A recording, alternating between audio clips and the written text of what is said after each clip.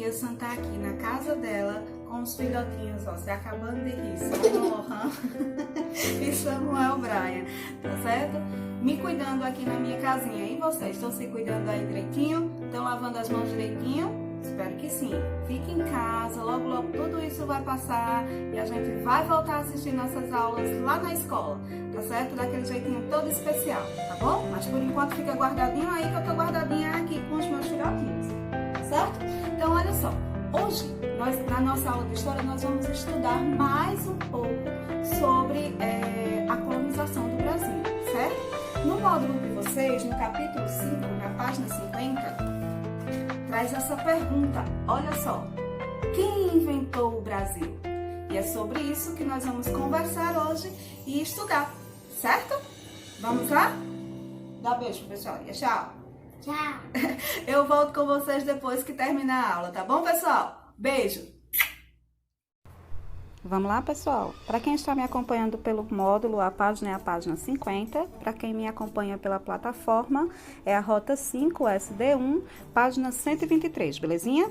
Lá no início tem um pequeno textozinho para vocês, que Tia Sam vai ler, tá certo? E vocês vão me acompanhar, belezinha? Diz assim: a língua de que usam toda pela costa, não se acha nela F, nem L, nem R, coisa digna de espanto, porque assim não tem fé, nem lei, nem rei. E desta maneira vivem desordenadamente. As povoações destes índios são aldeias. Cada uma delas tem 7, 8 casas.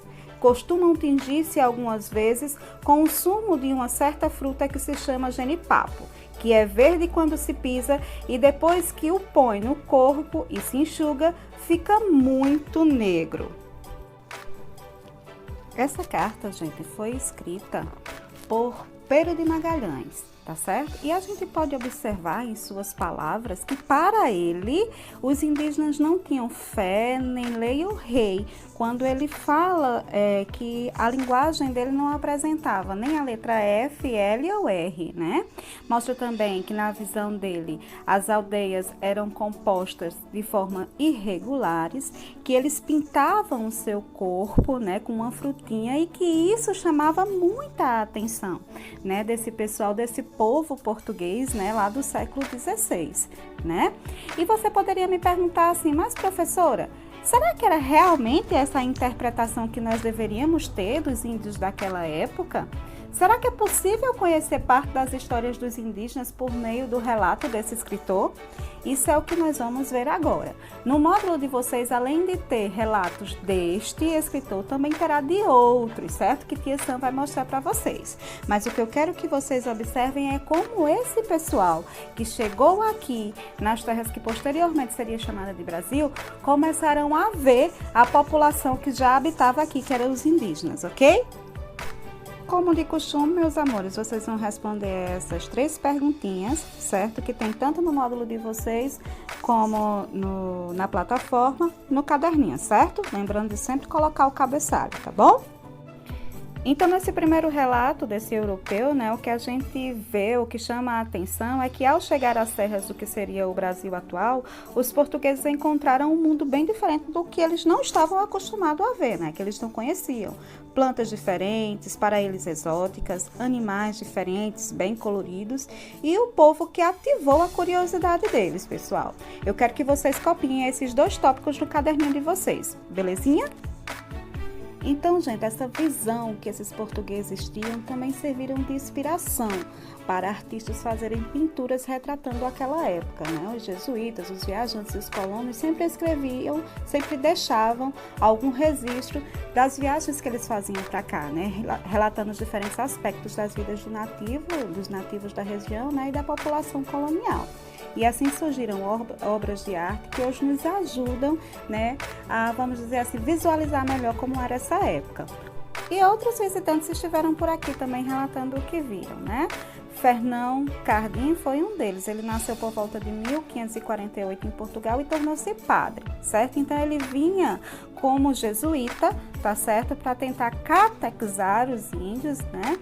contou em suas andanças por aqui que os indígenas não costumavam beber enquanto comiam, faziam isso só no final da refeição. Ele observou também que o consumo de frutas era bastante comum, que os indígenas comiam carne de diversos animais, que caçavam e pescavam, entre outras coisas, né? E falou também que a forma como eles viam a pregação dele era bastante interessante, né? Os indígenas realmente prestavam atenção, embora não entendessem muito do que se falava, mas eles conseguiam reter a atenção ao que ele estava tentando expor sobre a catequização, né? Sobre a religiosidade que ele pregava para aquele pessoal.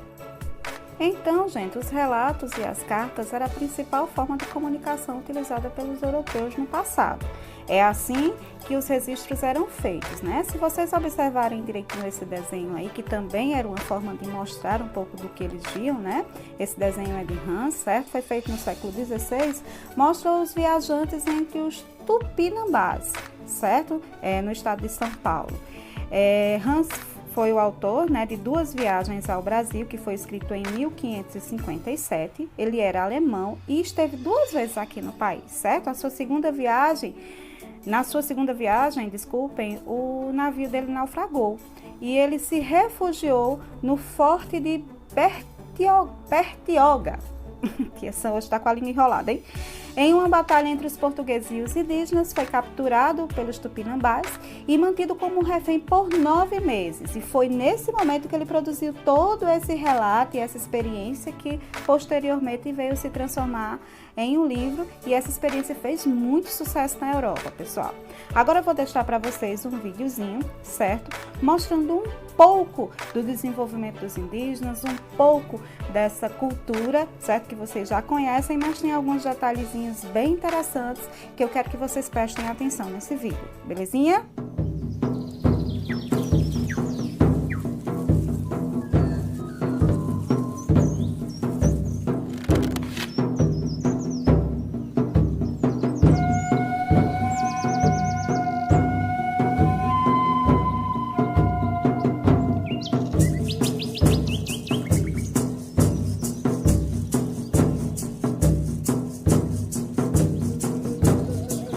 Quando Cristóvão Colombo navegou até a América em 1492, pensou que tivesse chegado às Índias, batizando de índios os nativos que encontrou.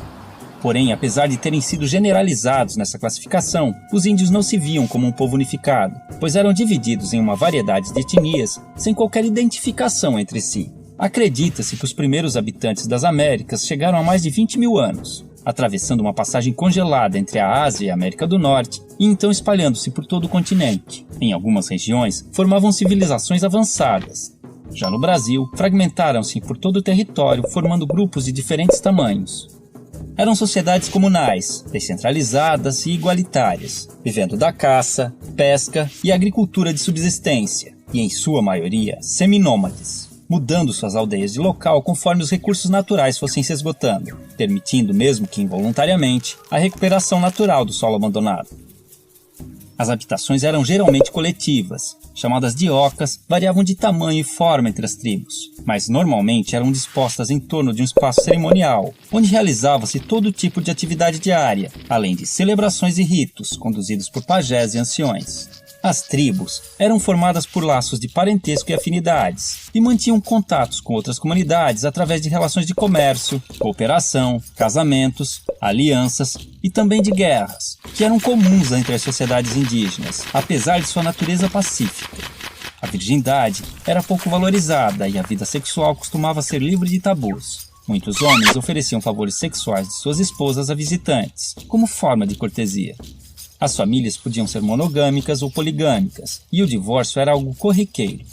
Os homens lidavam com a guerra, a caça, pesca e liderança tribal, além da construção da aldeia e o plantio, enquanto as mulheres cuidavam da colheita, do preparo de alimentos e da fabricação de utensílios e adornos. A educação das crianças era a tarefa de toda a tribo, e a autonomia era estimulada. Já os doentes e inválidos costumavam ser abandonados à própria sorte.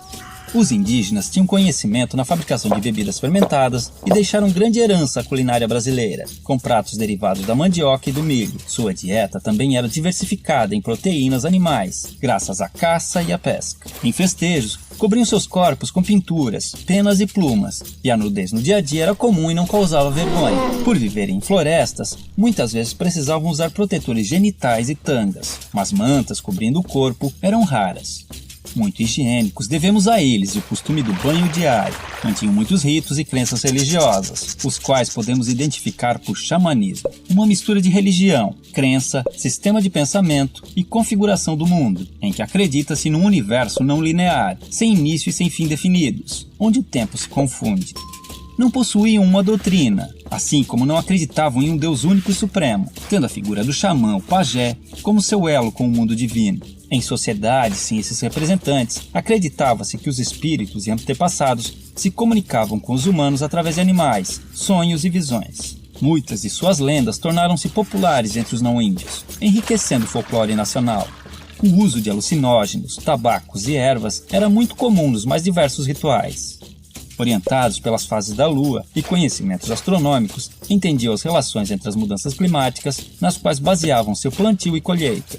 Antes da chegada dos europeus, acredita-se que existiam mais de 1.300 idiomas nativos, hoje reduzidos a apenas 270, que deram origem a diversas palavras da língua portuguesa. Não possuíam um sistema de escrita, mas algumas sociedades desenvolveram sinais e formas gráficas, cujo estudo pode revelar mais sobre seus hábitos. Há indícios de uma grande diversidade de produção artística, que integrava-se ao seu modo de vida e ritos cotidianos, com destaque para a dança, a cerâmica, a tecelagem, a cestaria, a pintura corporal, a arte plumária e principalmente a música. Contudo, os indígenas não possuíam a figura do artista, e todos podiam ser hábeis em diversos aspectos, pois dedicar-se exclusivamente a uma atividade, como na sociedade atual, era sinal de desequilíbrio espiritual e obsessão. Quando os portugueses chegaram em 1500, estima-se que encontraram mais de 5 milhões de indivíduos, divididos em tribos e comunidades, diferentes entre si, mas iguais aos olhos do colonizador, responsável por reduzi-los a menos de 600 mil em poucos séculos. Desconhecendo invenções ocidentais como o espelho, a roda e as armas de fogo, o choque cultural foi enorme, assim como o fascínio dos indígenas, que ainda viviam em sua pré-história. 3 armas foram fundamentais para o domínio dos colonizadores sobre os nativos. A arma de fogo, aliada nas conquistas das tribos e determinante na aceitação da superioridade portuguesa pelos índios remanescentes. A Bíblia do Jesuíta, responsável pela aculturação dos indígenas e a adequação ao moralismo cristão dos ocidentais. E uma invisível e poderosa arma biológica, inicialmente de forma involuntária, mas por vezes criminosa, o contato com os estrangeiros espalhou doenças e epidemias, às quais os nativos não possuíam imunidade, dizimando-os aos milhares e facilitando a ocupação de suas terras, como aconteceu no sul do Maranhão, onde fazendeiros deram roupas infectadas com varíola para as tribos locais. Porém, muitos indígenas auxiliaram os portugueses em expedições ao interior, em conflitos com outras tribos e ajudaram a escravizar grupos inimigos, além de fornecerem aos colonos produtos como a madeira, condimentos e substâncias medicinais.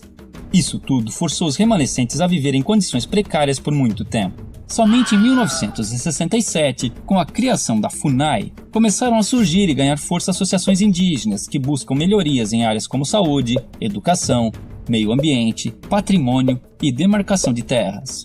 Em 1961, foi criada a primeira reserva indígena brasileira, o Parque do Xingu, representando um grande avanço nas conquistas desse povo. Há hoje no Brasil comunidades indígenas em todos os estados, e muitas lutam pela sobrevivência e manutenção de seus costumes e tradições, sendo constantemente ameaçadas pelo agronegócio, que busca expandir seu território, mesmo através de métodos irregulares. Muitos índios são mortos em conflitos ou expulsos de suas terras, acabando em situação de pobreza nas grandes cidades, vítimas de preconceito e violações de direitos humanos. Como se não bastasse, alguns povos começaram a sofrer novas influências de grupos religiosos neopentecostais, que, impondo conceitos como o pecado e a culpa, geraram conflitos internos, fazendo os índios verem no suicídio uma saída para seus problemas. Contudo, ainda existem tribos isoladas no mundo moderno, vivendo como seus ancestrais, principalmente na região amazônica. Outro caso interessante são grupos que vivem em cidades e reivindicam a condição de povo indígena, num processo conhecido como etnogênese, pois, de acordo com a antropologia, a etnia vai além dos traços físicos, sendo também um grupo social, e enquanto mantiverem seus sentidos e valores, se identificando como tais, esses indivíduos não deixarão de ser índios. Assim, podemos vê-los integrados aos hábitos modernos, e vivendo nas cidades,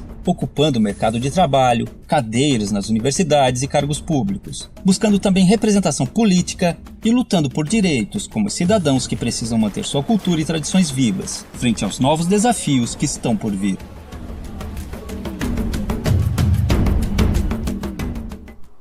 Pronto, amores. Agora o que é que a gente vai fazer? A gente vai fazer a atividade, vocês vão fazer as tarefinhas que estão lá na agenda, certo? Depois vão fazer essa tarefinha que Tia Sam propôs aqui no vídeo, certo? E na sequência, eu quero que vocês peguem o módulozinho de vocês, façam uma segunda leitura e grifem com o marca-texto aquelas partezinhas importantes. Lembra como Tia Sam fazia na sala de aula? Para ficar bem fixadozinho na cabeça, tá bom? Boa sorte, gente, aí nas tarefinhas. Qualquer dúvida, passa um e-mail para mim, beleza? Beijão!